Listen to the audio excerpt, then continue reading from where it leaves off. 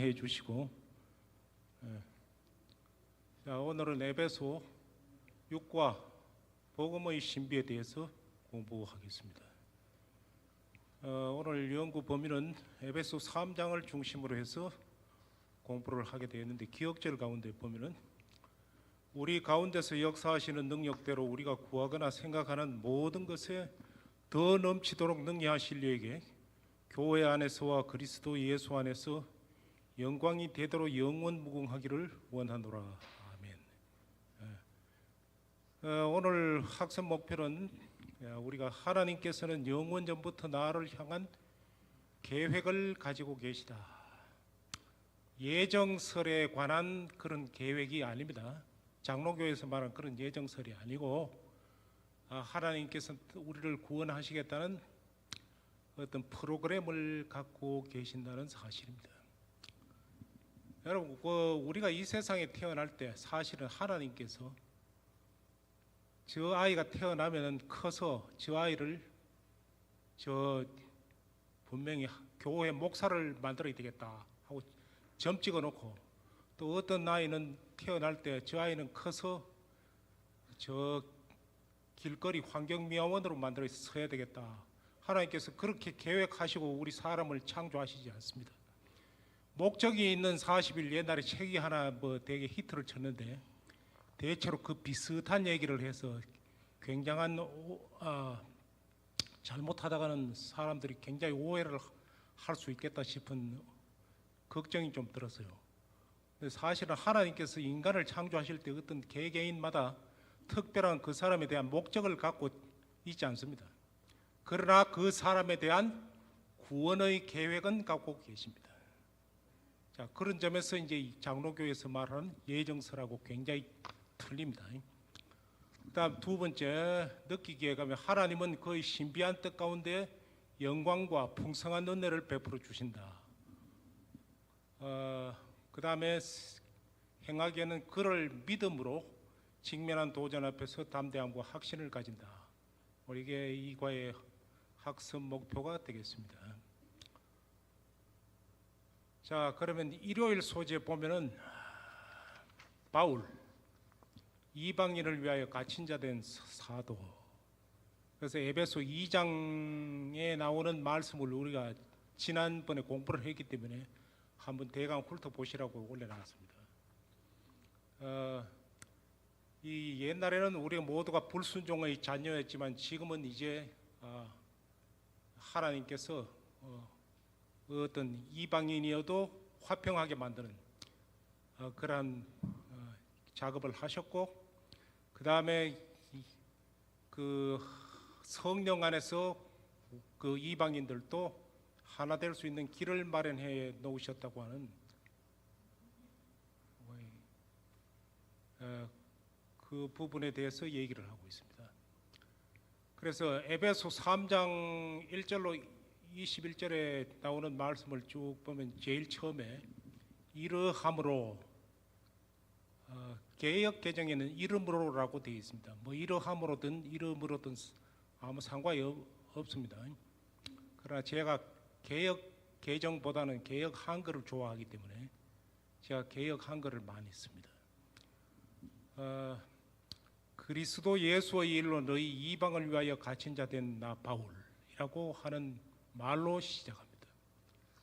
그 다음에 모든 성도 중에 지극히 작은 자보다 더 작은 나에게 이 은혜를 주신 8절에 그렇게 나오고, 그 다음에 쭉 가서 15절 보면 여기 있어요. 아버지 앞에 무릎을 꿇노니 그 영광의 풍성을 따라 그의 성령으로 말미암아 너희 속 사람을 능력으로 강건하게 하옵시며 하는 어떤 기도문과 같은 이야기가, 그 강구하는 이런 기도문이 나오게 되고, 21절도 역시 그 자기의 소원으로 그렇게 끝을 맺습니다. 자, 그러면 로마 감옥에 갇힌 바울 사도를 우리가 생각을 해보면은, 감옥에 갇힌 사람이 어떻게 자유롭게 글을 쓸 수 있고, 어떻게 그 생각보다는 이렇게 좀 여유로운 모습을 보이는가? 우리가 그렇게 생각할 수 있습니다. 그 단서를 우리가 유추해 볼 수 있는 것은 시대가 다르지만은 옛날 안중근 의사가 이토 히로부미를 쏴 죽이고 일본군에게 이제 잡혔죠. 체포가 돼가지고 중국의 그 리순 감옥에서 갇히게 되는데 우리 생각에는 이 고문 같은 거 되게 받았을 걸로 생각이 되죠. 근데 신기하게도 안중근 의사는 고문 같은 거는 거의 받질 않았어요. 왜 그런가 하니까 일본 순사들이 자꾸 보니까 이거는 보통 거물이어도 보통 거물이 아니거든. 우선 글씨 쓰는 것부터 벌써 일본 간수들의 기를 팍 죽이고 들어가는 것입니다. 옆에 글씨 나오죠. 그리고 말하는 걸 보니까 이 사람 뭐 범행이 어떤 깡패나 불량배가 뭐 어떤 아주 불안당 같은 녀석이 이 일을 저지른 게 아니라 굉장히 높은 목적을 갖고 그 범행을 했다는 사실을 자기들이 알고 이런 거물은 함부로 다루면 안 된다 해서 고문도 별로 안 하고 그 간수들이 죽을 때까지 안중근 의사와 얼마나 친밀하게 지내고 안 의사에게 편의를 제공하고 그 다음에 이 간수들 가운데는 이 지필묵 그러니까 갖다 주고 이 글씨를 한 장 얻는 것이 자기 소원일 정도로 그래서 그 안중근 의사가 남긴 그 유품을 일본에다 가져가가 보물 다루듯이 하고 그런 일이 있었는 걸로 봐서 사도 바울 역시 그 로마 감옥에 갇혀 있을 때 간수들이 이 사람 뭐 이야기해 보니까 보통 범인들하고는 아주 차원이 달라. 그리고 글씨 쓰고 뭐 하는 거 이거 보니까 차원이 달라. 그러니까 어떻게 했어요? 야, 옆에 간수가 글 쓰는 거 보고 있죠. 아마 이랬을 것이다라고 우리가 생각을 하는 것입니다. 자, 그러면 이 바울이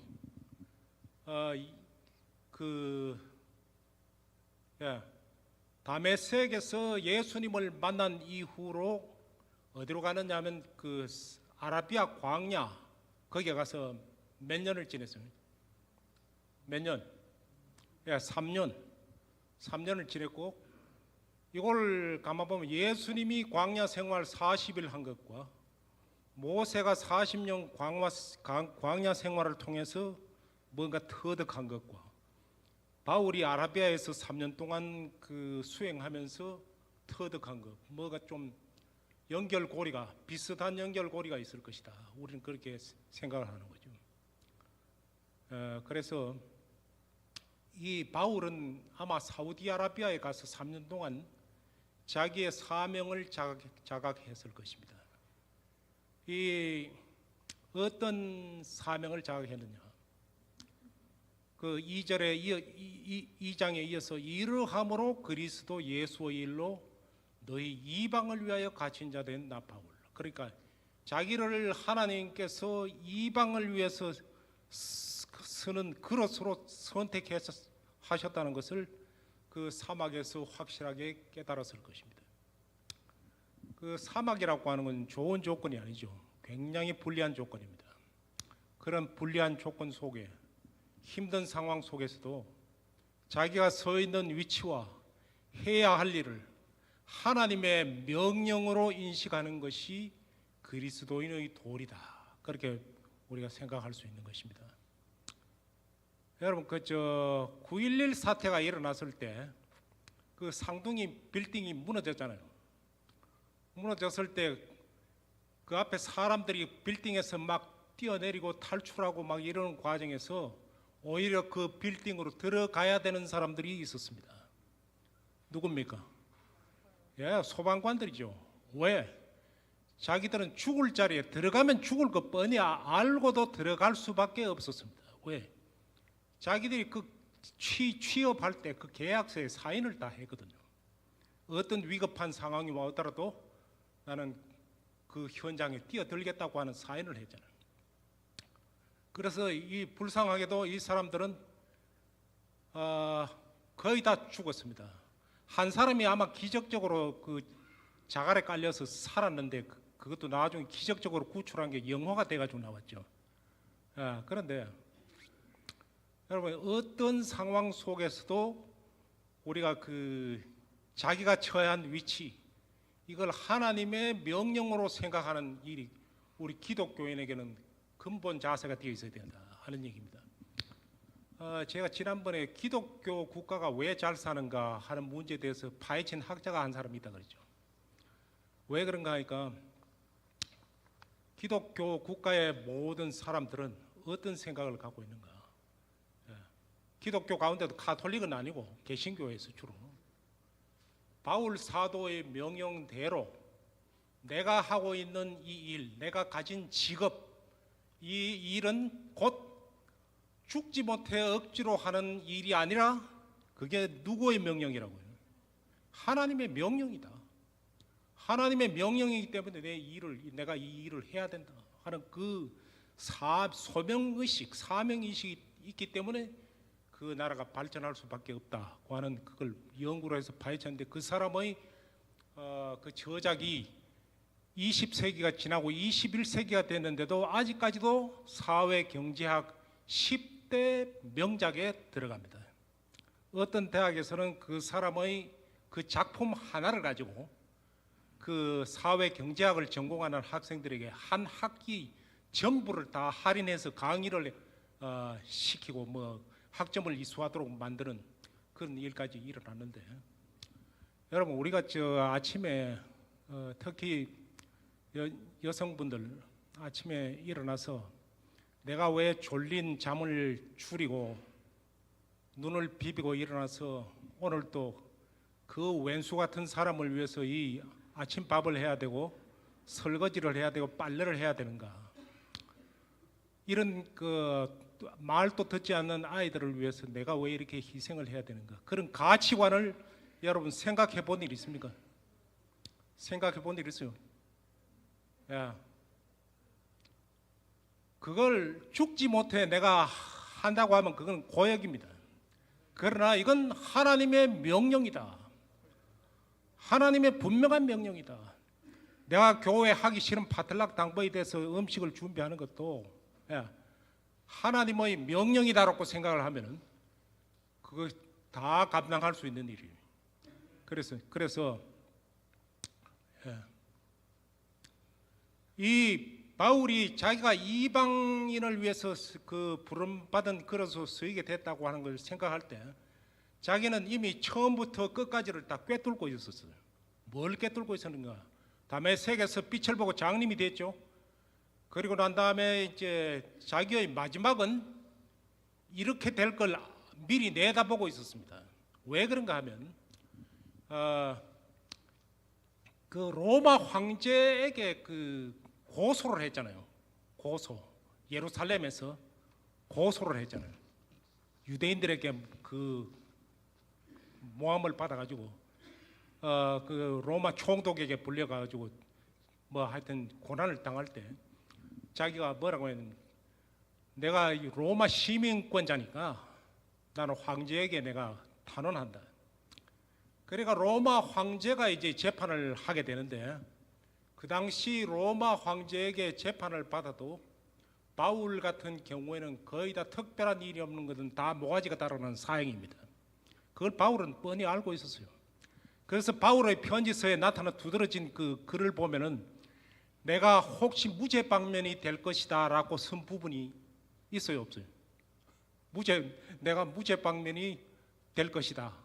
목사님 있습니까, 없습니까? 내가 무죄 방면이 될 것이다 라고 어떤 바라는 손톱 많은 그런 부분도 잘 보이지 않습니다. 자기는 이미 죽을 걸 다 각오했고 끝판에 가서는 이런 결과가 올 걸 자기는 다 내다보고 있었어요.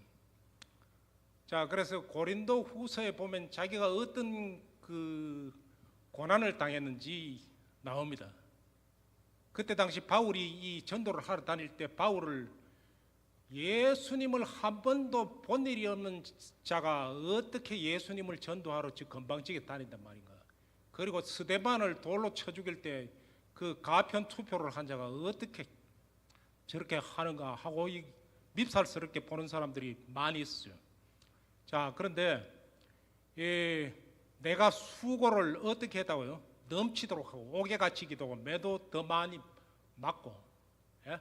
그 다음에 40에 하나 감으면 몇 대입니까? 39대죠. 39대를 몇 대로 맞습니까? 몇 번 맞았어요? 5번. 저는 훈련소에서 한 15대까지 맞아봤어요. 옛날에. 죽겠더라고. 15대까지 맞아보니까 죽겠더라고. 근데 39대를 5번이나 받았어요. 그 다음에 그 돌로도 맞고 3번 파선하고 일주일을 깊은 바다에서 지냈고, 여행하던 그 강의 위험, 강도 위험, 동족의 위험, 이방인의 위험, 온갖 이러한 위험을 다 누구 때문에 했다고요? 예수 그리스도의 명령에 따라서 이제 이 모든 교회를 이런 고생을 했기 때문에 이걸 바울같이 고생한 사람을 히브리 11장에는 이렇게 얘기했습니다. 이런 사람은 세상이 감당치 못하도다. 세상이 내가 졌다라고 하는 사람, 이 사람. 그래서 이런 세상이 감당하지 못할 이런 사람들은 분명히 하나님은 준비된 사람이기 때문에 하나님은 이런 준비된 사람을 귀히 쓰신다고 하는 사실입니다. 근데 요새 한국에 요새가 아니고 한번 좀 됐죠. 사진을 보는 이 아저씨가 사람 약간 오장육부를 좀 뒤집는 헛소리를 자꾸 하더라고. 예를 들면 이제 유튜브에 이런 사도 바울의 철학에 대한 역사적 이야기 해가지고 이 사람이 하는 얘기가 하나를 예를 들면 이런 겁니다. 사복음서가 쓰여진 시기는 AD 64년부터 70년 전후 예수 사후이므로, 이 사람은 요새는 또 AD 100년 넘어가지고 썼다고 또 주장을 해요. 한때는 64년부터 70년 뭐 이 사이라고 주장하더니 말을 때때로 바꿔요. 문학 이거는 예수님이 죽고 한참 지나고 난 다음에 썼기 때문에 문학적 상상력에 의해서 쓰여졌다고 비판을 했습니다. 그랬더니 어떤 사람이 비판에 대한 비판을 하는데 뭐라고 하느냐, 이 사람이 불교 신자거든. 철저한 불교 신자입니다.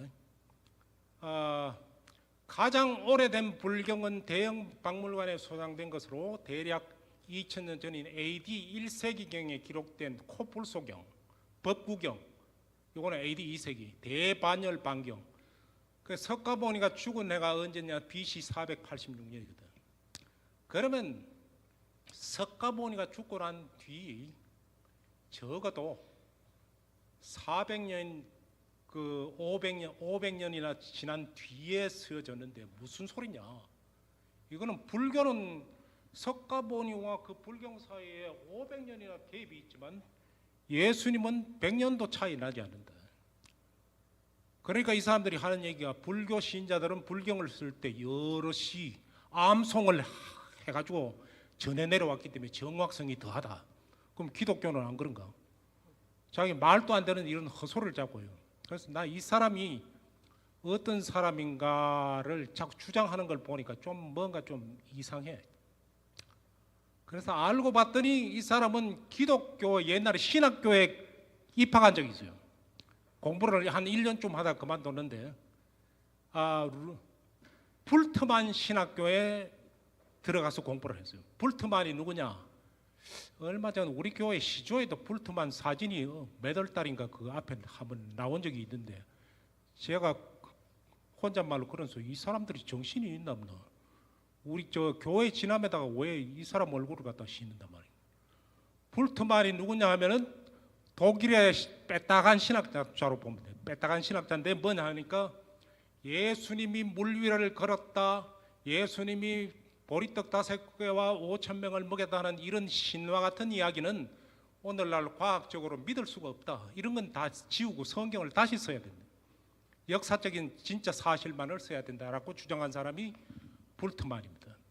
그래서 이 사람은 그 성경을 어떻게 하면 해겔 철학, 서양 철학, 해겔 철학에 입각해서 그렇게 재해석을 한 사람입니다.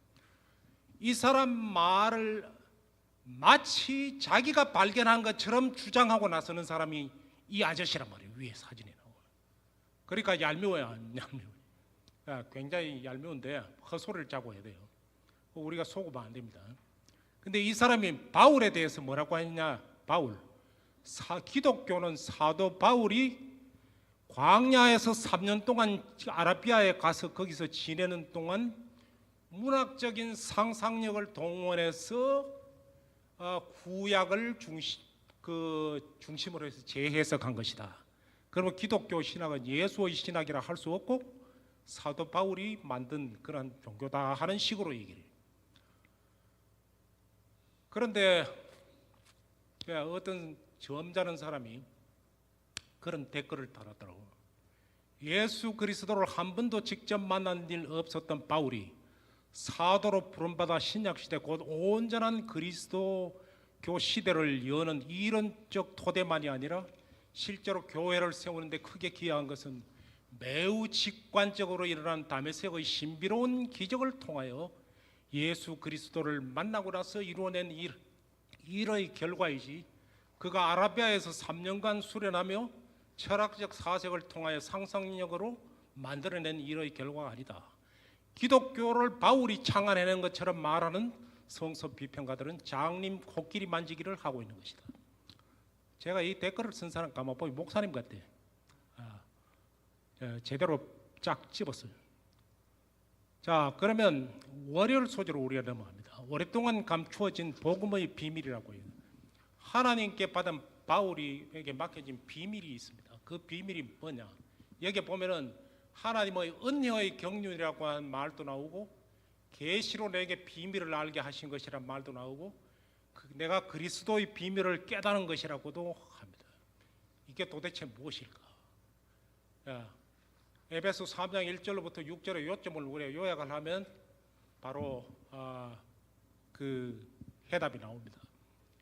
이 에베소 3장에 자기는 분명히 이방인 신자를 위해서 이걸 썼다는 걸 밝히고, 그 다음 여러분들을 위하여 하나님의 은혜의 경륜을 받은 사람, 청지기 직분, 은혜의 사역, 이 사명을 받은 사람이 자기 자신인 것, 그리고 그리스도의 비밀이 자신에게 계시되었음을 강조했고, 공개된 비밀로서의 계시를 이야기했고, 그 다음 이방인도 상속자, 약속에 참여하는 자라고 그렇게 얘기했습니다.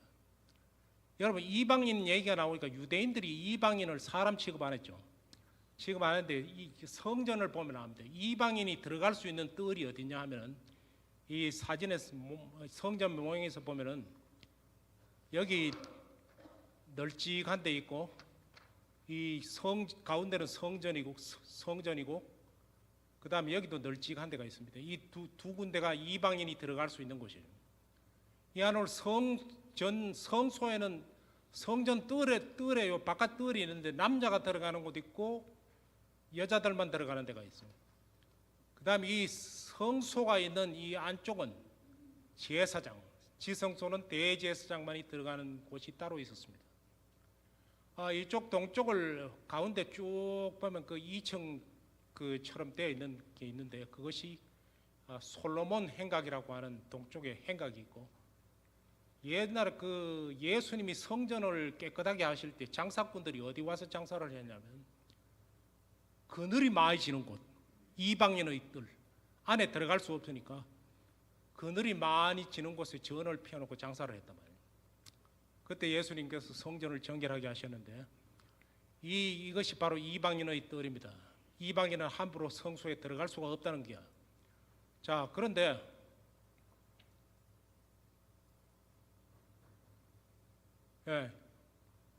이방인에 대한 차별로 변질된 유대교라고 제가 제목을 붙여놨는데, 이 신명기 23장에 보면은 암몬 사람과 모압 사람은 여호와의 총회에 영원히 못 들어온다. 10대뿐 아니라 영원히 총회에 못 들어온다.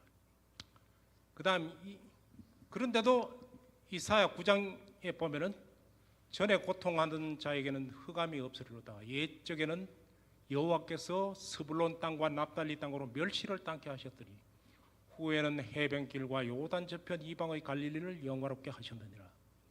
그러면 자, 제일 처음에 보면 이스라엘이 왜 저 암몬 사람과 모압 사람은 여호와의 총에 들어가지 못하게 했는가 하면은 이 사람들이 우상 숭배도 심했고 또 그 신명기 23장 1절을 보면 사생자란 뭐냐면 합법적인 결혼을 통해서 태어나지 않은 사생자들은 여호와의 총에 들어오지 못한다는 규절이 있어요. 이 암몬 사람과 모압 사람은 롯이 자기 딸들과 동침해서 낳은 족속 사생자이므로 들어갈 수 없다는 것입니다. 근데 이것이 그대로 계속 됐느냐 안 됐느냐? 됐어요 안 됐어요? 기생 라합이나 룻 전부 이방인 여자들입니다. 룻은 모압 사람인 게 확실하고 기생 라합도 아마 그쪽 사람이었을 것입니다. 근데 왜 이런 사람들은 왜 메시아의 조상이 되는 특권을 누렸나? 이건 곧 이방인도 함께 후사가 될 수 있다는 약속인데 이것은 곧 어디에서 비롯된 거냐면 창세기 9장에 보면은 그 셈의 후손들이 정통 하나님께서 약속을 주신 그 자손이 그 셈족에서 나오죠. 그러나 야벳도 어떻게 셈족 가운데 붙어서 결국 복을 받게 되는 그런 일이 있다 이 말이에요. 그 창세기 12장 그 보면은 아브라함에게 하나님께서 내가 너로 복을 주기 때문에 이방들이 너를 인해서 복을 받을 것이다 하는 얘기가 나와요. 천하 만민이 아브라함으로 인해서 복을 받게 될 것이다. 그러므로 구약에 그 나오는 이방인에 대한 것은 그건 어디까지나 한시적인 것이다 라고 볼 수 있고, 이제 화요일 소재 하나님의 지혜를 나타내는 교회에 대한 공부를 하겠습니다. 여기 보면 영원부터 만물을 창조하신 하나님 속에 감춰졌던 비밀인데 유대인과 이방인이 교회라는 한 그 울타리 안에서 결국 한 연합하는 그런 일이 있게 될 것을 얘기했습니다. 이것을 만세 전에 자기 속에 감추었던 복음의 비밀이라고 얘기했습니다. 누구 때문에 이 일이 가능했습니까? 예수 그리스도로 말미암아 그렇게 가능했다는 것입니다.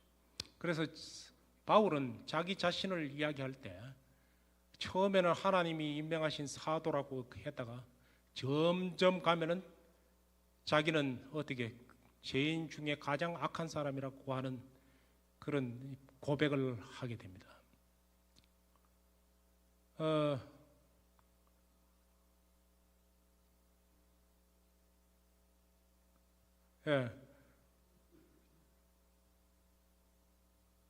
수요일 소재에 있는 말씀 보겠습니다. 나의 마음에 거하시는 그리스도. 여기 보면 에베소 교인들을 위한 두 기도가 나오는데 하늘과 땅에 있는 온 가족에게 이름을 주신 아버지라고 한 그 이야기가 나옵니다. 가족은 파트리아하고 아버지는 파테른데 세계 어느 나라 말이든지 아버지를 나타내는 말에는 버지, 아파치 뭐 이런 파 소리가 많이 납니다. 파여름 소리가 납니다. 한번 터뜨리는 소리 입술에서. 그러나 엄마를 나타내는 말은 마마, 엄마. 입술과 입술이 부딪히는 순한 부드러운 소리가 나죠. 그래서 이거 뭐냐면은 파테르 공통된 파테르 아버지는 엄마보다는 친밀감이 좀 덜한 것 같습니다. 그러나 여기에서는 아버지 하나님이 어떤 하나님이냐? 하늘과 땅에 있는 온 가족에게 이름을 주신 하나님이다. 이 이름은 뭔 이름이냐? 바로 새 이름이다. 새 이름은 어떻게? 그 이스라엘이라고 하는 새 이름을, 영적인 이스라엘이라고 하는 새 이름을 얻게 된다. 근데 우리가 그 바울이 아까 이 화면이 조금 잘못됐네. 바울이 자기 자신이 자꾸 작아진 모습을 보이는 그 까닭은 자기가 그 십자가 밑으로 계속 가볼 때 자기가 작아지는 걸 느꼈습니다. 그래서 자기가 이 광대무변한 어떤 우주, 그리고 그 가운데 이를 구속의 사업을 성취하신 예수님을 볼 때 자기 자신이 그 결국 작아지는 모습을 보았다 이 말이에요. 그리고 3장 19절 보면은 그 너비와 길이와 높이와 깊이가 어떠함을 깨달아나오는 4차원적인 이야기가 나옵니다. 하나님의 사랑에 대한 걸 이렇게 잘 깨닫는 이야기가 나오는데, 자, 여러분, 전기에 반응하는 물체들이 있고 전기에 반응하지 않는 물체가 있습니다. 부도체라고 하는 것은 이건 전기를 전혀 통하지 않는 유리나 돌이나 또는 천이나 이런 고무 같은 거, 이런 것들은 부도체입니다. 반도체는 전기가 통했다 안 들었다 하는 겁니다. 통했다가 안 통했다가 하는 겁니다. 그 다음 전도체라고 하는 것은 도체라고도 하는데 전기가 잘 통하는데 문제는 저항이라고, 전기 저항이 일어나죠. 그 다음에 요새 뜨는 초전도체는 전기가 굉장히 잘 통하고 저항이 일어나지 않습니다. 그래서 요새 신문에 한국의 고려대학교에서 초전도체 그 물질을 발견했다 해가지고 난립니다.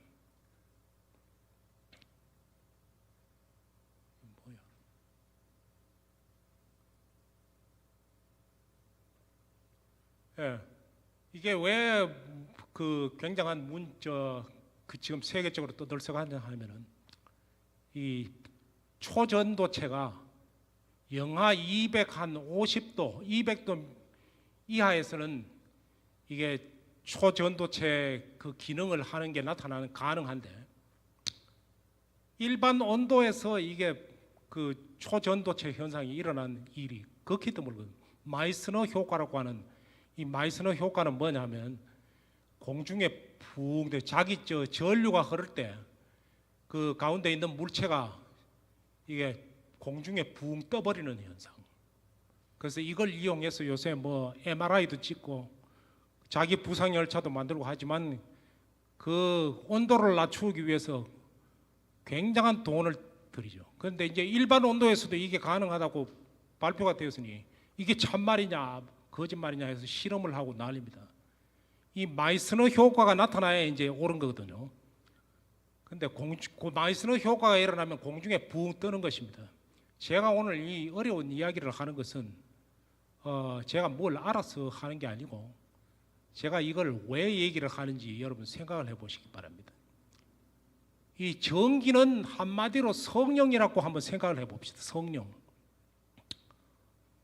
교회 나와도 설교를 듣거나 말씀을 읽거나 해서 전혀 반응이 없고 내한테 감화되는 것도 없고 아무것도 없는 그런 경험을 하는 사람을 부도체 교인이라고 보면 돼요.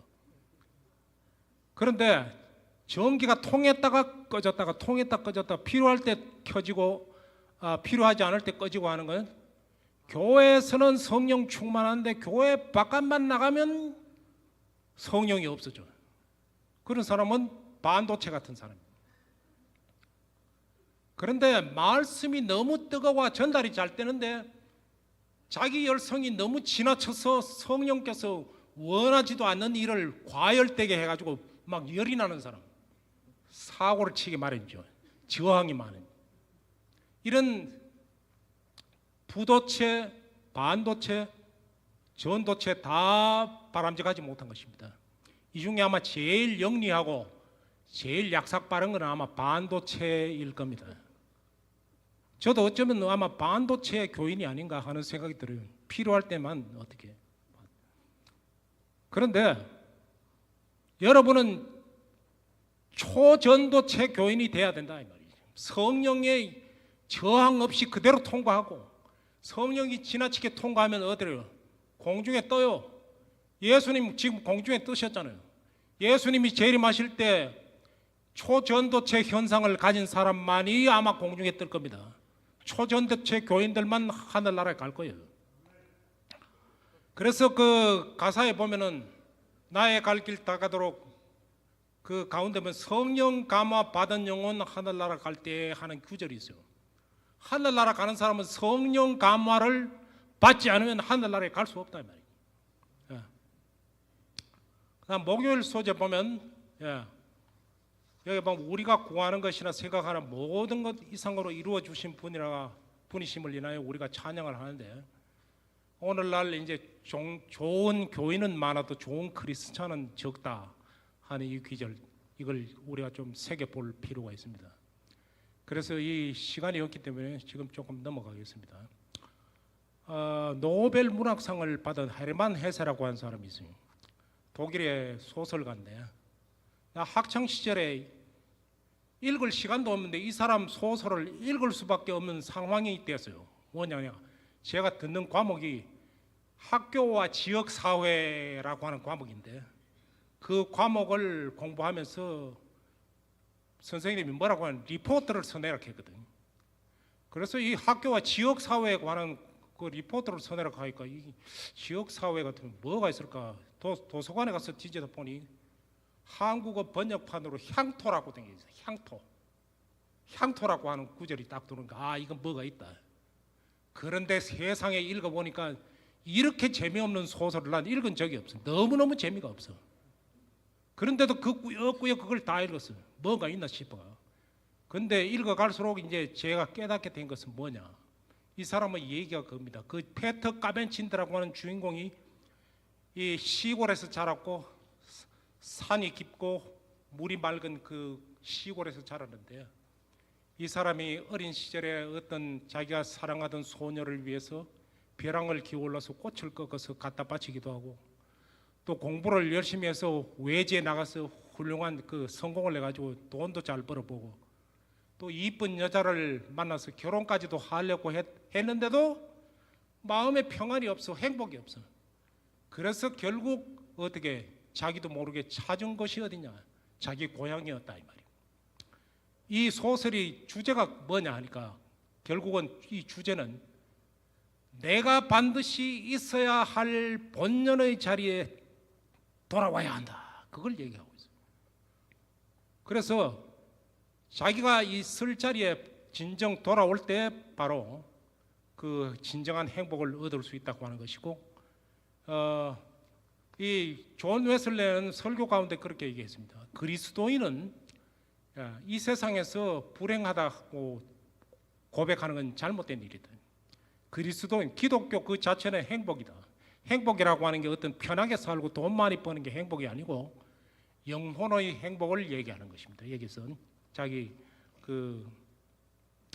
그래서 우리의 결론은, 우리가 이 땅에서 하는 일은 그리스도와 함께하는 특권으로 더 고상한 목적을 가진다. 그래서 바울은 감옥에 있으면서도 어떻게 로마의 포로가 됐지만 자기는 이방인을 위해서 그 말씀을 전하는 예수 그리스도의 포로가 되었음을 얘기했고, 그 다음 하나님의 영광을 받은 교회는 그 지혜와 은혜를 드러내므로 그리스도의 사랑이 그들 가운데 충만함을 나타낼 수 있다고 에베소서 3장 이번 과에서 이야기하고 있는 것입니다. 그래서 이번 교과 공부를 이상으로 마치겠습니다.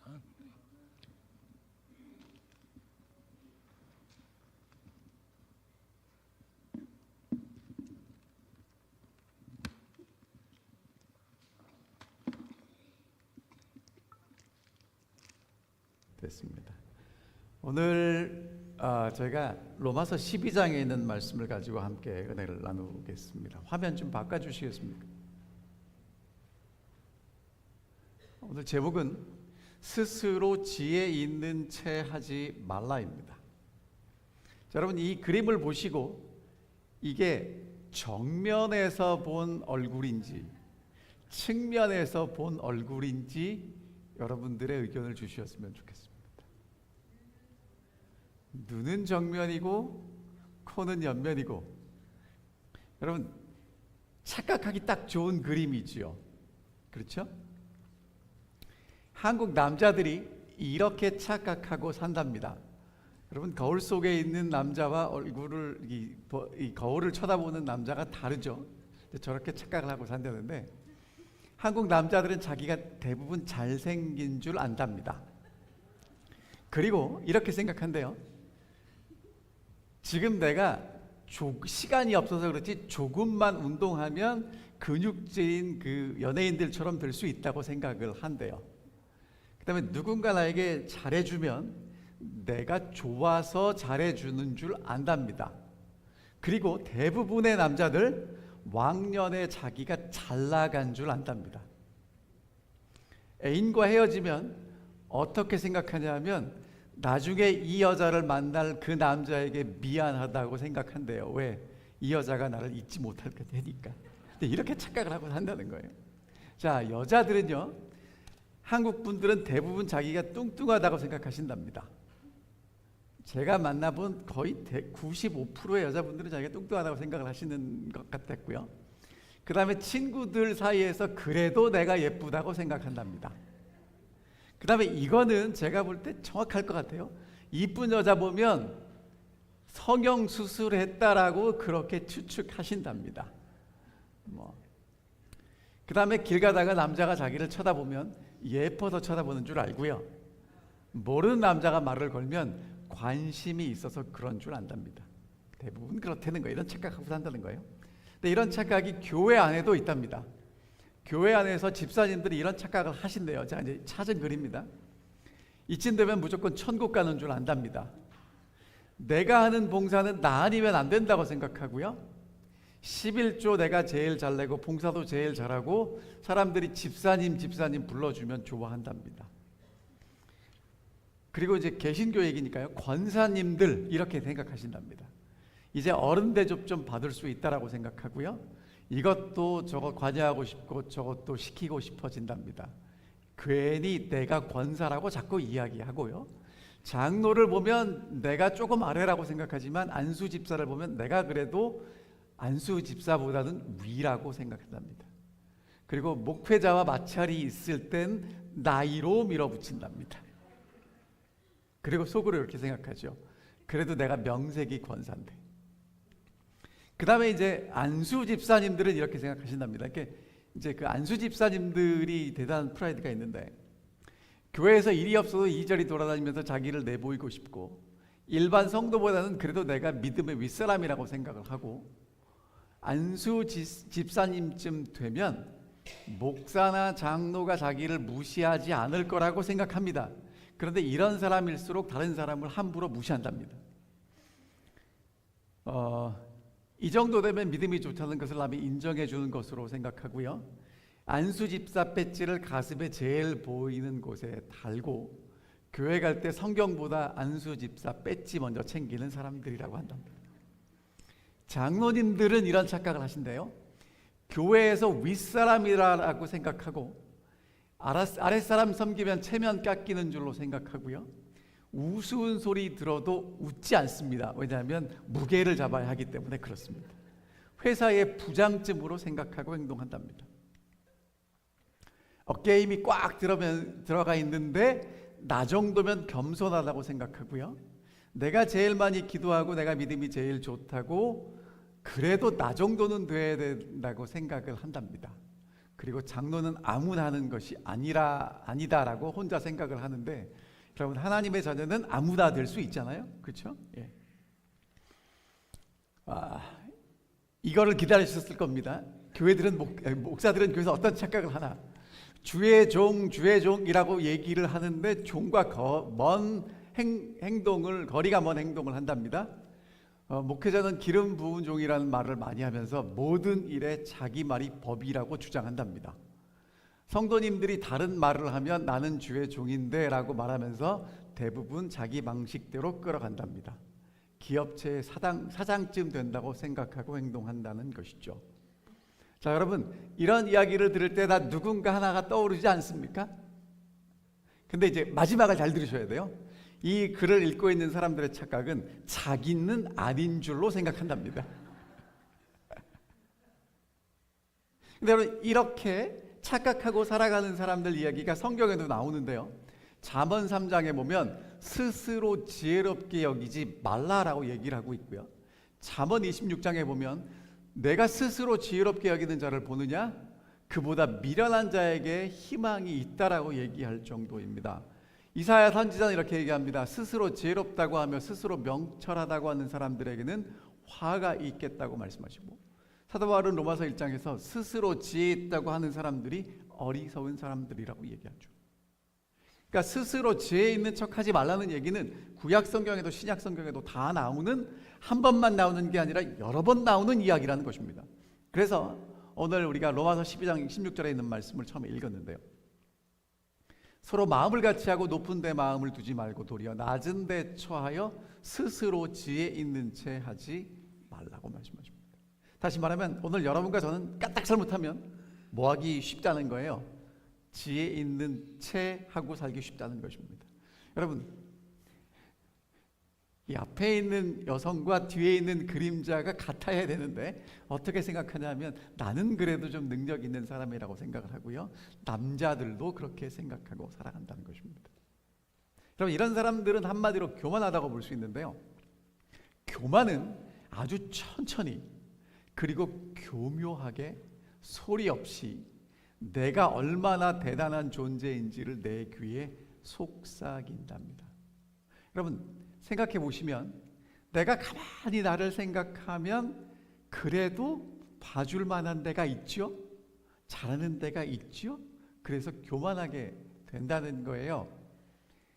근데 나를 오래 알아온 사람일수록 그 사람들이 나를 알면 알수록 대단하게 보이나요? 그냥 그런 사람이라고 생각하고 사나요?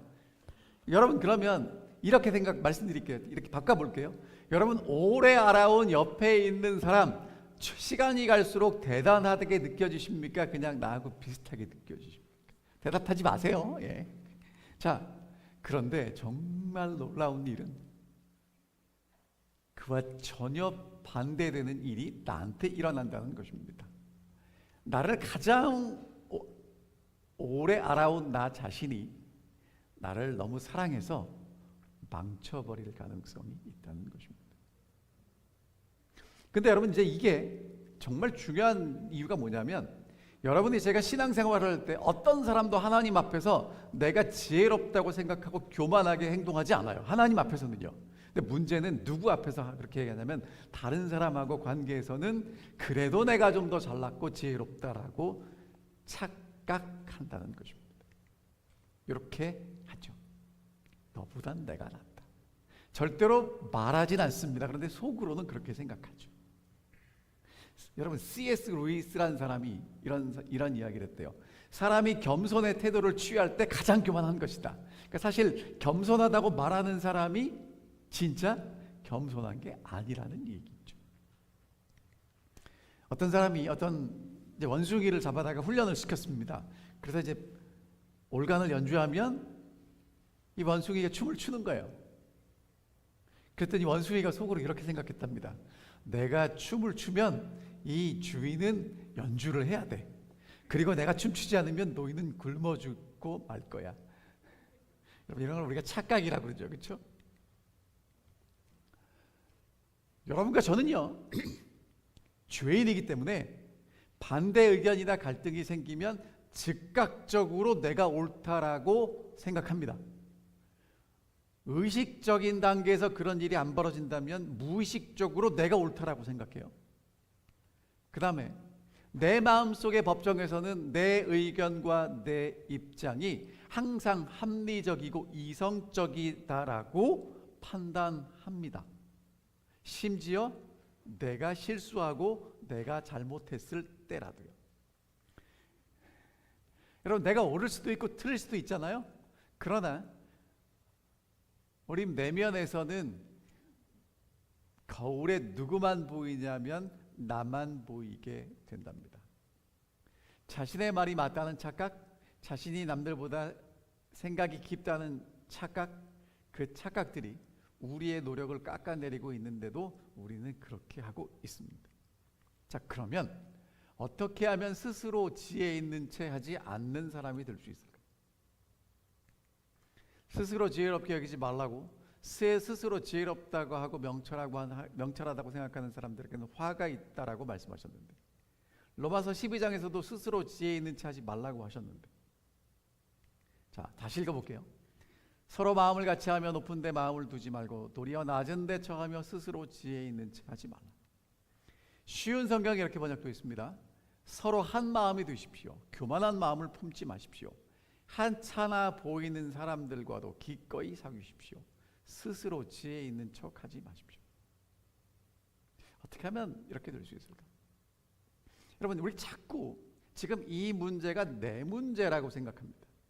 근데 겸손은요, 교만과 겸손은 높고 낮음의 문제가 아니고요, 다른 사람에 대한 나의 마음의 상태의 표현입니다. 그러니까 겸손하다는 것, 교만하다는 것, 이런 착각에 있는 이유가 내가 혼자 있을 때 생기는 게 아니라 다른 사람을 인정하고 존중한다면 내가 겸손한 것이고요, 다른 사람을 인정하지 않고 멸시한다면 내가 교만해지는 것입니다. 어떻게 이 문제를 해결할 수 있을까? 사도 바울은 우리에게 다음에 3가지 방법을 말씀하고 계십니다. 첫 번째, 기억하셔야 될 건, 나는 나 혼자 사는 게 아니라 다른 사람들이 가지고 있는 은사가 필요한 사람이라는 것을 인식하는 것입니다. 여러분이 잘 아시는 대로 여기 계신 어떤 훌륭한 분도 혼자서 살 수 있는 분은 안 계십니다. 그렇죠? 그럼 혼자 살 수 있는 사람은 없어요. 함께 살아갑니다. 함께 살아가는 사람들로서 가져야 될 태도가 뭐냐면, 내게는 뭐가 필요하냐면 내 옆에 있는 사람이 가지고 있는 하나님이 주신 은사가 필요하다고 느끼고 살아야 한다는 거예요. 때로는 교묘하게, 때로는 노골적으로 우리는 다른 사람들보다 내가 더 낫다고 생각해요.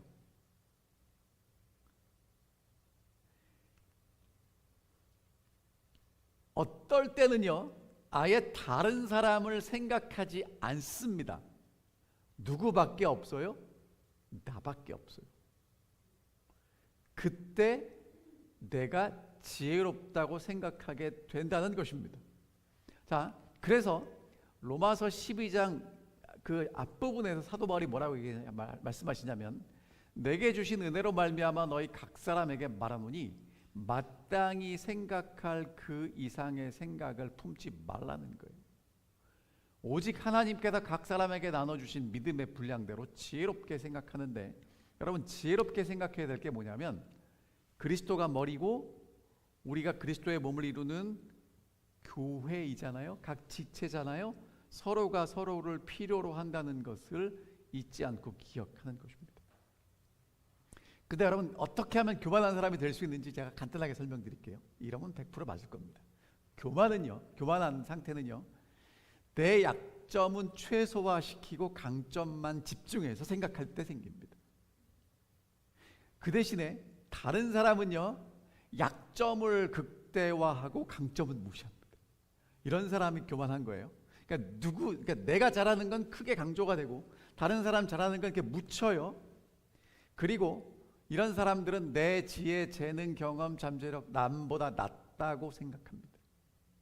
근데 그렇게 생각하고 살아가다가 내 교만한 마음에 도전을 받으면 자기 연민에 쉽게 빠진대요. 누가 제일 불쌍한 사람이라고 생각하냐면 내가 제일 불쌍하고 내가 제일 안 됐고 그렇게 생각한답니다. 우리에게 뭐라고 말씀하시냐면 지혜롭게 생각하라고 말씀하십니다. 여러분, 우리가 정말 지혜롭게 생각해야 될 게 뭐냐?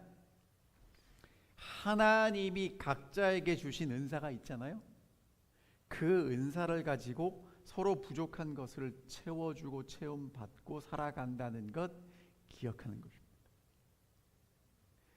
그러니까 나 혼자 사는 게 아니고 함께 살아가야 하고, 내 옆에 있는 사람이 내게 정말 소중한 존재임을 알고 인정할 때 스스로 지혜 있는 채 하지 않게 됩니다. 그러면 스스로 지혜롭다고 생각하지 않는, 교만하다고 생각하지 않는, 교만으로부터 멀어지게 하는 방법이 무엇일까? 여러분, 이렇게 하시면 된답니다. 내가 잘 모르고 내가 잘 못해도 내 옆에 있는 분들이 잘하고 잘 아는 것을 깊이 묵상해 보시라는 거예요. 여러분, 사람은요, 내가 한 것에 대해서는 깊이 묵상하는 게 어렵지 않은데 다른 사람이 잘하는 것, 다른 사람이 잘하는 것에 대해서 깊이 묵상하는 건 참 힘들어요. 근데 이렇게 해야 교만에서 멀어질 수 있다는 것입니다. 이런 것들을 열거하셨습니다. 어떤 분들이 다른 이들이 얼마나 성경 구절을 쉽게 떠올리는지. 우리가 열세 기억절 외우시는 분들 보면 정말 대단하지 않아요? 그 다음에 얼마나 빨리 그때그때 멈추고 기도하는지, 얼마나 용기 있게 불신자들에게 복음을 전하는지, 얼마나 너그럽게 자신의 시간과 돈을 이웃에게 쓰는지, 얼마나 사랑으로 다른 사람들을 거룩한 길로 인도하는지, 고통 중에서도 얼마나 기뻐하는지를 생각하는 것입니다. 여러분, 시간이 될 때마다 나를 묵상하지 마시고요, 우리 교회 장로님, 집사님들이 어떻게 그렇게 하실 수가 있을까 하는 것들을 생각해 하셔서 묵상하신다면 교만으로부터 멀어질 수 있게 될 것입니다. 사도 바울은 이렇게 얘기합니다. 아무 일에든지 다툼이나 허영으로 하지 말고 겸손한 마음으로 각각 자기보다 다른 사람을 낮게 여기라고 말씀하십니다. 여러분, 제대로 정상적으로 생각하고 싶으시다면 어떻게 하셔야 되냐면 다른 이들을 나보다 낫다고 생각하시는 것이 올바른 사고이고 생각이라는 것입니다. 다른 이들에게 하나님이 주신 그 은혜를 그 사람들이 내게 베풀어 줄 것을 기대하고 신뢰할 때, 그때만 우리는 교만하지 않게 될 것입니다. 여러분, 제가 이 퍼즐을 여러분들에게 보여드리는데요, 온전한 그림을 이루려면 퍼즐 하나가 이루는 게 아니라 짝이 맞는 다른 것과 연결되어야 그림이 됩니다. 마찬가지입니다. 여러분, 우리가 교만하지 않게 되려면 나 혼자 다 이루는 것이 아니라 내 옆에 있는 그 사람, 내 부족한 것을 채워줄 수 있는 그 사람이 나를 채워주고, 나도 옆에 있는 사람의 필요를 채워줄 수 있을 때 우리가 온전히 하나 된다라고 인정할 때만 스스로 지혜 있는 채 하지 않고 교만하지 않게 될 것입니다. 두 번째, 사도 바울은 뭐라고 얘기하냐면 내가 가진 모든 것이 다 받은 것이라는 것을 기억하라는 것입니다. 고린도전서 이렇게 얘기합니다. 내게 있는 것 중에 받지 아니한 것이 무엇이냐? 여러분, 이렇게 질문 드려볼게요. 혹시 엄마 뱃속에서 태어날 때 손에 뭔가 이렇게 잔뜩 쥐고 나오신 분 계세요? 주식을 쥐고 나오고 자동차 열쇠 쥐고 나오고 그러셨습니까? 다 빈손으로 나오셨죠? 다 받은 거라는 거예요. 특별히 우리가 더불어 살아가기 위해서, 특별히 하나님의 교회를 이루기 위해서 필요한 모든 것들은 다 하나님이 은사로 주신 거라는 거예요. 이 말씀을 종합하면 이렇습니다. 예언, 섬김, 가르침, 위로, 구제, 다스림, 긍휼을 베품. 우리가 살아가는데 꼭 필요한 것들 다 하나님이 선물로 주신 것들이고요, 그런 것을 가지고 누군가 봉사하기 때문에 우리가 서로 살아간다는 거예요. 스스로 지혜롭게 여기는 자보다 미련한 자에게 희망이 있다라고 생각이 됩니다. 근데 여러분, 사실 우리가 살아가다 보면 나한테 지혜가 있어요, 없어요? 있어요. 잔꾀가 있죠. 근데 여러분, 그 지혜와 오늘 성경이 말하는 지혜의 차이가 뭐냐면, 이런 잔꾀,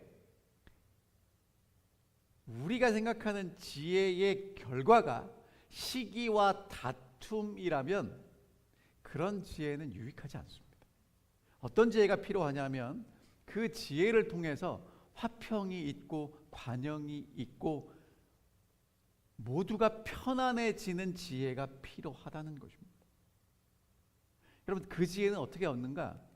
솔로몬이 왕이 된 때문에, 왕이 된 이후에 하나님께 기도했습니다.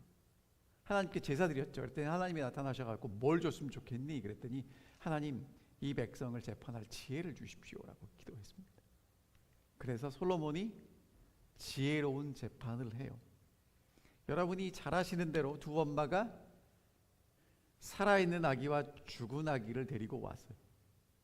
그 집에 며칠 동안 아무도 오지 않았는데 지난밤 잠 잘 자고 아침에 일어났더니 한 아이가 죽었다는 것입니다.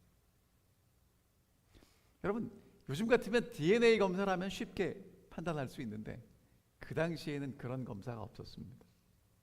그런데 분명히 한 아이는 죽어 있고 한 아이는 살아 있는데 서로 살아 있는 아기가 자기 아이라고 엄마들이 주장하고 있죠. 어떻게 해야 되겠습니까? 여러분이 잘 아시는 대로 솔로몬이 그렇게 판단을 내립니다. 두 아이 그러니까 살아 있는 아이와 죽어 있는 아이 똑같이 반을 잘라서 나누어 주라고. 그때 정말 살아 있는 아이의 엄마는 그 판단을 거절하죠. 왜? 내 아이를 살려야 되니까요. 그래서 모두가 인정하는 재판을 했습니다. 여러분, 이렇게 살아있는 지혜는요, 모두가 평화롭게 그리고 시기와 다툼이 사라지게 만드는 것이 진짜 지혜라는 것입니다. 이런 지혜는 어떻게 얻는가? 여호와를 경외하는 것이 지식의 근본이고 여호와를 경외함이 지혜의 근본이라고 말하고 있습니다. 여러분, 이 지혜는 내가 어떻게 가지고 보관해서 사용하는 게 아니고요, 하나님을 경외하는 사람에게 하나님이 주시는 은혜라는 것입니다. 자꾸 뭘 하고 싶어지냐면요, 우리가 하나님의 은혜를 좀 많이 저장했다가 내가 필요할 때 꺼내 쓰고 싶어요.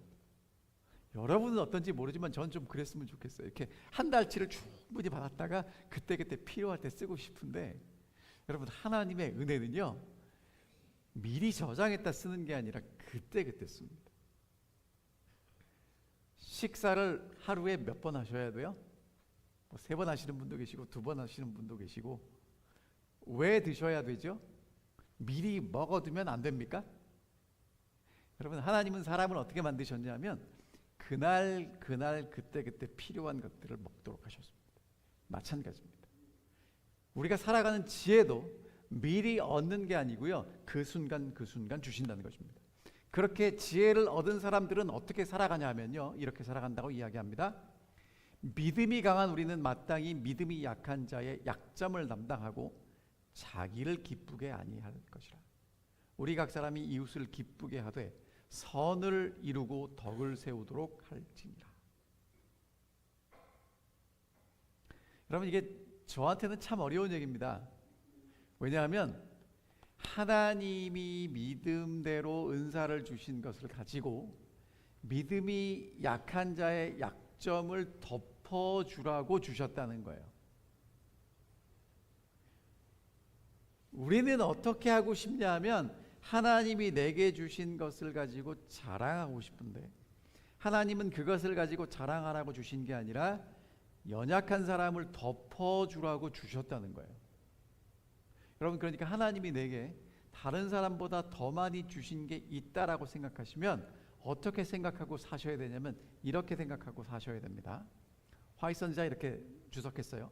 우리가 다른 사람보다 더 많이 받은 모든 것, 그것이 교육이나 품위나 품성이나 고상함이거나 그리스도인 훈련이거나 신앙의 경험이나 이 모든 것으로 우리보다 적게 은혜를 받은 자들에게 빚지고 있으므로 우리는 우리의 능력이 미치는 대로 저들을 위해서 봉사하여야 한다. 왜 더 주셨다고요? 빚진 사람이기 때문에 빚 갚으라고 주셨다는 것입니다. 여러분, 제 말씀 잘 들으셔야 됩니다. 이게 제 말씀이 아니고 제가 하나님 말씀을 여러분들에게 전달해 드리는 거고요. 이 말씀을 잘 들으셔서 올바르게 사셔야 나중에 하나님 앞에 가서 세움을 잘 하실 수 있습니다. 더 많이 받은 건 왜 많이 받으셨다고요? 빚 갚으라고. 무리에게서 스스로 갈라지는 자는 자기 소욕을 따르는 자라 온갖 참 지혜를 배척하느니라. 그러니까 지혜롭지 않은 사람은 스스로 내가 다르다고 생각하는데 지혜로운 사람은 더불어 부족한 것들을 채우고 살아가는 사람이라고 이야기합니다. 마지막으로 사도 바울이 오늘 여러분과 제게 꼭 필요한 간증을 했습니다. 어떤 사람이 강한 사람이냐? 사도 바울은 약한 사람이 강한 사람이라고 이야기합니다. 아까 우리 강장원이 교과 시간에 말씀을 해주셨지만 사도 바울이 예수님을 직접 만나서 배운 사도는 아니지만 다메섹으로 가면서 예수 그리스도를 만나고 성경을 통해서 복음을 힘있게 증거했던 예수 그리스도의 증인이에요. 근데 고린도 교회에서 이 사도 바울의 사도권에 대한 이 논쟁이 생겼습니다. 그때 사도 바울이 자기 자신을 이렇게 변증합니다. 어떤 사람을 아는데 그가 낙원으로 끌려가서 말로 표현할 수 없는 말을 듣고 사람이 가히 이르지 못할 그 말을 들었다는 거예요. 여러분, 그 사람이 누구겠습니까? 사도 바울 나죠. 내가 그런 계시를 받다는 얘기를 해요. 근데 그 사도 바울이 여러 계시를 받은 것이 지극히 커서 하나님이 나를 자만하지 않게 하시려고 육체의 가시를 주셨다는 것입니다. 왜? 내가 교만해질까 봐. 그런데 이 육체의 가시가 떠나도록 하나님께 3번 기도했답니다. 여러분, 3번 기도했다는 얘기는 사도 바울이 기도 많이 했다는 얘기겠죠. 그러면 하나님이 다른 사람 기도는 몰라도 사도 바울 기도쯤은 들어주셔야 되지 않을까요? 근데 하나님이 안 들어주십니다. 그리고 사도 바울이 내린 결론입니다. 하나님이 사도 바울에게 이렇게 말씀하셨습니다. 나에게 이르시기를 내 은혜가 내게 족하도다. 이는 내 능력이 약한 데서 온전하여짐이라 하시니라. 이러므로 도리어 크게 기뻐함으로 나의 여러 약한 것들에 대하여 자랑하리니 이는 그리스도의 능력이 내게 머물게 하려 함이라. 여러분, 사도 바울이 발견한 진리는요, 내 능력이 커지는 것보다 하나님의 능력이 나와 함께하는 게 훨씬 능력이 있다는 거예요. 근데 하나님의 능력은 언제 나와 함께 하시는가 봤더니 약할 때, 부족할 때, 연약할 때 하나님의 능력이 나와 함께 하시더라 이것입니다. 우리는 자꾸 하나님께 뭐라고 기도하냐면 하나님 저 좀 강하게 만들어 주세요라고 기도하는데 하나님은 우리에게 뭐라고 말씀하시냐 하면 그 약함 때문에 하나님의 능력이 내 속에 거할 수 있다라고 말씀하십니다. 그리스도 안에서 하나님의 지혜를 받은 사람은요, 모두 가시를 가지고 살게 됩니다. 여러분들은 어떤 가시를 가지고 계신가요? 어떤 분이 가시를 이렇게 정리했습니다.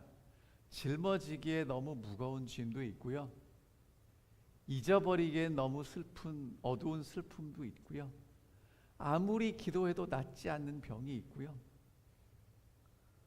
항상 나약하고 연약함이 있다는 거예요. 이 중에 아무것도 해당되지 않는 분은 안 계실 겁니다. 우리 모두가 그런 가시를 짊어지고 살아갑니다. 왜 주시는가? 그 가시가 사라지면 교만해질까 봐 그렇게 하신다고 말씀하십니다. 다시 읽겠습니다. 나의 여러 약한 것들에 대하여 자랑하리니 이는 그리스도의 능력이 내게 머물게 하려 함이라. 내가 그리스도를 위하여 약한 것들과 능욕과 궁핍과 박해와 곤고를 기뻐하노니 이는 내가 약한 그때의 강함이라. 여러분, 정말 강한 그리스도인은요, 연약한 것이 없는 게 아니고 연약함에도 불구하고 나와 함께 하시는 하나님의 능력이 역사하시기 때문에 강력한 사람이 된다라고 말씀하십니다. 내가 약한 그때가 강합니다. 약할 때 강하고요, 어리석을 때 지혜롭고요, 낮아질 때 높임을 받을 수 있습니다. 우리는 우리 속에 연약함이 있는 것을 좋아하지 않습니다. 어떤 사람이 되고 싶으냐면 강한 사람이 되고 싶고요, 더 많이 아는 사람이 되고 싶고요, 더 능력 있는 사람이 되고 싶고요, 더 많이 소유한 사람이 되고 싶습니다. 그런데 진짜 지혜롭고 겸손한 사람은요, 연약함과 부족함을 예수님께 맡기고요, 그 연약함과 부족함 때문에 하나님이 내 속에서 역사하시는 능력을 경험하게 되는 사람이라고 말하고 있습니다. 스스로 보기에 지혜롭게 되는 것을 거부할 때 하나님은 영광을 받으십니다. 다른 이들 속에서 넘치는 은혜를 기뻐할 때 하나님은 영광을 받으십니다. 얼마나 내가 아는 게 없는지를 인정할 때 하나님은 영광을 받으시고요. 무엇보다 약할수록 그 약함을 자랑할 때 하나님이 영광을 받으십니다. 세상은 이해할 수 없는, 그러나 예수를 믿고 아는 사람만 알 수 있는 진리이죠. 지혜롭고 겸손한 사람이 연약함과 부족함을 주님께 맡길 때 우리의 약점을 통해서 하나님은 일하십니다. 그것을 경험하는 것, 그것이 오늘 여러분과 제가 반드시 경험해야 될 부분입니다. 하나님은 세상을 초월하는 당신의 능력을 상한 영혼이라는 바로 우리 마음에서 드러내시기를 기다리고 계십니다. 그래서 사도 바울이 이렇게 이야기하죠. 스스로 지혜롭게 여기지 말라고요. 스스로 지혜 있는 채 하지 말라고요. 여러분, 품성이 변화되는 것, 예수를 더 닮아가는 것, 우리는 자꾸 쌓아 올라가는 것이라고 생각합니다. 무엇인가 더 많이 소유하는 것이라고 생각합니다.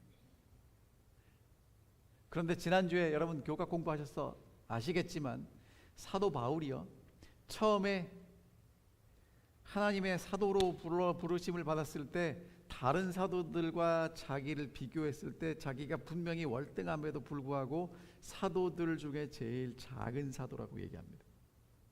근데 이 사도 바울이 더 신앙이 깊어지고 예수 그리스도께 더 가까이 갔을 때 나중에 이제 뭐라고 고백하냐면 사도 수준, 이제 기준이 사도에서 성도로 떨어져요.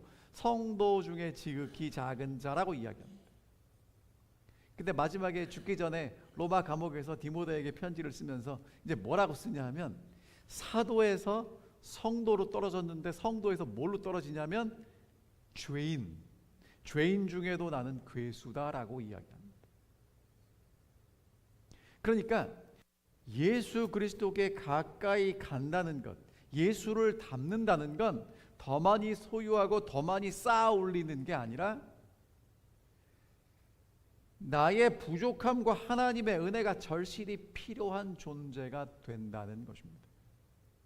그것을 화이선지자는 품성 변화라고 말하고 있습니다. 왜냐하면 이 순간 내게 하나님의 은혜가 절실하게 필요하기 때문에 하나님이 내 속에서 역사하시는 그 역사하심이 밖에 보여지니까 아, 예수님 닮아가네, 그렇게 이야기할 수 있다는 것입니다.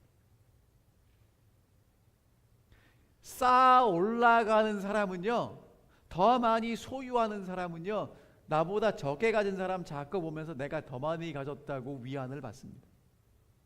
하지만 오늘 사도 바울이 이야기하는 것처럼 나의 부족함과 나의 연약함이 점점 확대되면 될수록 하나님의 능력과 은혜가 내 속에서 더 크게 역사하게 되시는 것입니다. 정말 예수를 올바로 믿고 따라가는 사람은 스스로 지혜 있는 채 할 수 없습니다. 그런데 여러분, 이게 참 여러분과 제가 순간순간 조심하셔야 되는 이유가 뭐냐면 우리가 잘 걸어가다가 순간 눈을 돌리면 교만해져요. 지혜 있는 척하게 돼요. 베드로가 물 위를 걷다가요, 여러분 그게 말이 됩니까? 물 위를 걷다가 잘 걸어가다가 예수님을 시야에서 놓치고 뒤를 바라볼 때 물속에 빠집니다. 오늘 여러분과 저도 그렇게 돼요. 그러니까 어제 잘했다고 오늘 잘하는 게 아닙니다. 오늘 실패했다고 내일 미래가 없는 게 아니에요.